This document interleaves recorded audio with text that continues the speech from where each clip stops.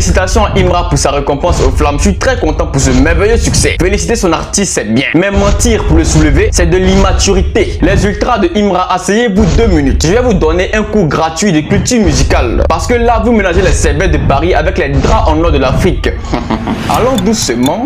Doucement. Le 23 avril 2026 à 21h pile, tout le gratin de la musique était à la scène musicale de Boulogne-Billancourt, à côté de Paris. C'est un endroit prestigieux. Notre Miss Monde Olivier Yassé monte sur scène et annonce Imra remporte la flamme du morceau de musique africaine avec son titre number 1 en feat avec Minz. Encore félicitations à lui. Il est dans son prime, son succès est mérité. Mais là où ça gâte, c'est sa réaction. Il dit partout qu'il ne veut plus faire de feat avec les artistes ivoiriens parce qu'ils ne sont pas à son niveau. Pardon? Attendez.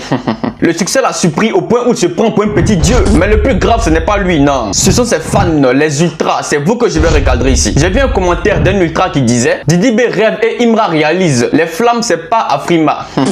Écoutez-moi bien. Parce que l'école en Afrique coûte cher, mais la connexion internet doit vous servir à vous instruire sur Google ou ChatGPT. Ne pas avoir été à l'école, c'est pas un problème. Mais c'est le fait de souscrire des mégabits et de venir faire des commentaires inutiles, de faire des recherches, c'est ça qui est un problème. La conspiration, ne vous inquiétez pas, il a fait sa propre chambre aujourd'hui. D'abord, c'est quoi les flammes? Je vais être très précis. Les flammes ont été créées le 1er mars 2023 par Yard et Bouscapé. C'est une cérémonie française pour le rap et le R&B français. Ce qu'ils appellent la nouvelle pop. C'est du buzz, c'est de la visibilité sur Spotify France. C'est vrai, c'est une médaille de mérite. C'est très bien pour le marketing et c'est seulement dans les régions francophones. Maintenant, c'est quoi la Frima? Je vais être encore très précis. La Frima a été créée le 6 août 2013 avec l'Union africaine. Il y a une grande différence, hein, les gars. C'est l'équivalent des Grammy Awards pour tout le continent. Recevoir un Afrima, c'est être reçu par le ministre de la Culture comme un héros national. On ne joue pas dans la même catégorie, s'il vous plaît. Aux flammes, tu gagnes une catégorie africaine dans un pays européen. À la Frima, tu affrontes Burna Boy, Wizkid sur leur propre terrain. Et aujourd'hui, qui parle de Wizkid, Burna Boy parle du volet international, s'il vous plaît. Ça n'a rien à voir avec le volet francophone. L'anglophone encore pour repréciser, parce que vous avez besoin qu'on reprécise. Attendez les gars, comment on peut comparer les flammes aux Afrima? Eh les gars, vous êtes méchants.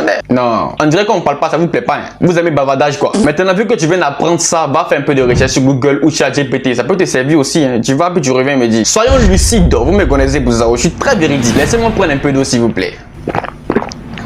Ok. Didi B a aujourd'hui 2 trophées Afrima. En 2023 à Dakar, il prend la chanson de l'année avec Tala. Pas dans sa zone, mais sur tout le continent. En 2026 à Lagos même, dans le temple du Nigeria, il prend Best African Rapper. Ça veut dire tranquillement meilleur rappeur africain. Ah, je vous ai toujours dit, comparer Imra à Didi B, c'est une insulte à la chronologie. Le problème de Imra a commencé en mai 2025 avec son projet Big Akafo Akake. C'est là qu'il est devenu une star internationale. Mais Didi B est en prime depuis 31 mai 2022 avec l'album History Mojotron 2. Depuis ce jour, ce n'est plus un rappeur, c'est une industrie. Voir un petit qui lutte pour s'asseoir, se comparer à un ancien